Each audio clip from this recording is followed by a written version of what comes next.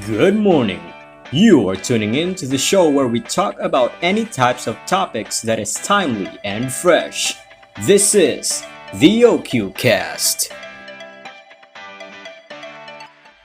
Hello, once again, good morning. My name is Brian Silverio, and come join me. Let's talk about the hottest stories and happenings of the day.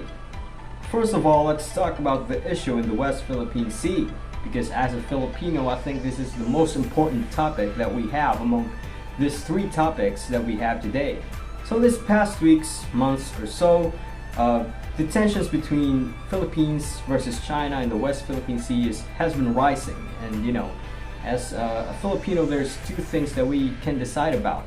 Either we fight for our right of the West Philippine Sea, or we do not compete at all and let China do their thing. President Rodrigo Duterte concluded that he has no plans of fighting against China in the West Philippine Sea. He also added that his promise way back in the election days that he would ride a jet ski and fight for the right of the Philippines in the name of the Philippines in the West Philippine Sea is just a joke. Now, I don't know about him. I'm not the president. I'm not him. But for me, I'd rather not fight against China because first of all, how in the world will Philippines win against, one of the most powerful countries in the world?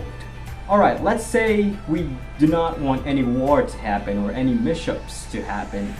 But, at this point in life, especially these days, life is unpredictable. Maybe one day China could just use their iron fists, and fire our guns to us. And boy, if that happens, oh no. I can't imagine what Philippines would look like, if that happens. Hey Brian, what about the fishermen, our fishermen, who will lost their jobs because West Philippine Sea or South China Sea is controlled by the Chinese people? Well, I think the government should give them jobs, provide them jobs, and I think that the government, our government, needs to stop corrupting the people, because I believe, or I think that many people are under poverty or suffering poverty because of the corruption that is happening. And so please, government officials, do not be corrupt. Making our way to the next topic, we've got to talk about online graduation / moving up. With this thing, COVID-19 that we have right now, and I know already that you already know about the quarantine status we are on. Meetings, massive gatherings are not allowed. That's why I agree with the online graduation or moving up, because it's better to be safe than sorry, especially these days. You know how deadly the virus is, and I think you do not want to get the virus, or the virus will be transmitted to you too. So I definitely agree with this suggestion. And now for our final topic, I know you all want this. The Miss Universe competition, baby. Man, as I was watching Miss Universe yesterday, I have butterflies all over my stomach. I was really excited. I'm heavily rooting for Rabia Mateo to capture our 5th Miss Universe victory. I think the whole Philippines celebrated when she was inducted to the top 21. But unfortunately, she didn't make it to the top 10. But that's okay, that's alright. She represented Philippines very well in this 69th adoration of the pageant, and she made us very, very proud.